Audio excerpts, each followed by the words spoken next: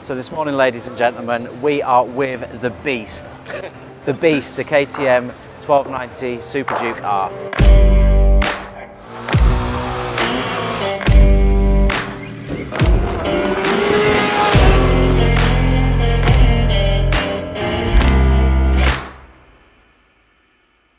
This is quite nice, this one, isn't it? This has got to be one of the most cool and hottest and fast and raw bikes that I've seen at EICMA so far. Yeah, I mean, they're focusing on the same theme as the original bike with this new launch, aren't they? And they're just effectively saying that it's even more beastly than the original.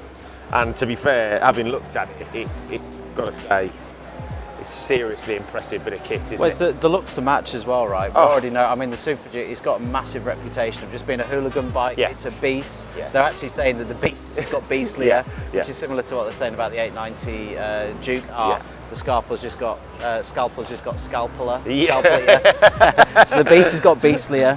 And yeah, wait, I mean, hey, everything about it screams beast. I mean, 1290 twin with 107, it's 180. 100, now it's 180. 180. It's quite interesting having spoken to one of the other manufacturers yesterday about what they're trying to do this time around with new bike launches, especially with Euro 5 legislation, and how much more difficult it is to get bikes through that test. Well, it's really hard to make an improvement in that, you know, with all that into account, right? Oh, without a shadow of doubt. But you know, even to remain the same horsepower and weight and all that kind of stuff, that's a massive challenge. Never mind making improvement. Well, the interesting thing, and this is the thing I think that excites me more than anything, is actually they're reducing weight. So some of the manufacturers have done it. They've done it with this. This bike is 6 kilos lighter than it was last time around. There is a slight power hike. This goes up, I think, as we just said, to about 180 horsepower.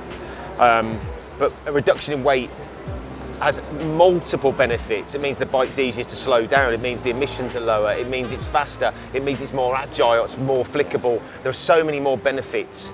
But I mean, I think that is one huge advantage.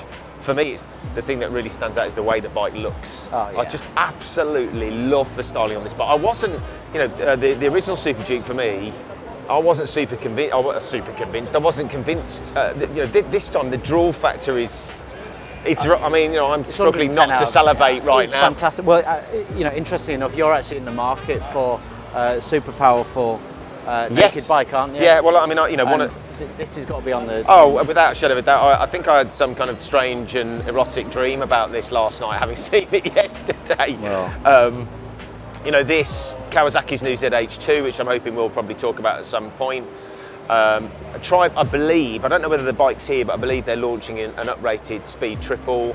I just love a good naked, but I've got to say, at the moment, this is top of the list. I've looked at Ducati's new V4 Street Fighter, which I'm assuming we'll talk about as well. But for me, at the moment, this is top of the pile. Yeah.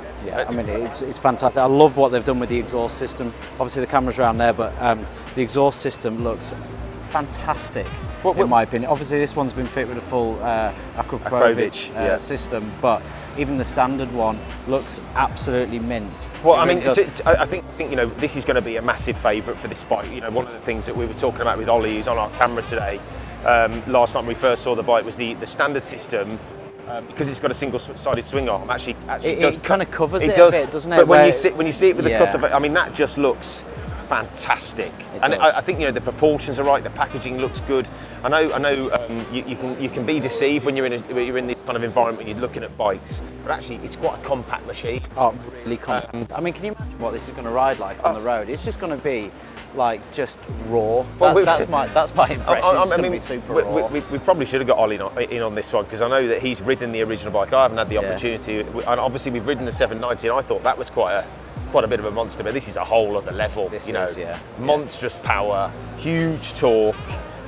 It's just a wheelie machine. It's a hot rod. It's the kind of hot rods of the Super Nakeds, isn't it? And everybody seems to be kind of just incrementally increasing power and dropping weight, and they've done pretty much the same thing with this machine. That being said, though, it has got all the bits to sort of complement that, so it's not just all power. I mean, they've done a huge amount of work on the chassis. And that's actually the big thing that KTM are talking about, is the chassis, making it stiffer, better handling, more agile, and of course more stable, and pairing it with some fantastic components. I mean, WP Apex Pro suspension, which is just phenomenal. Yeah. These brand new Brembos, Stilema, yeah, which again is the kind of really the new M50.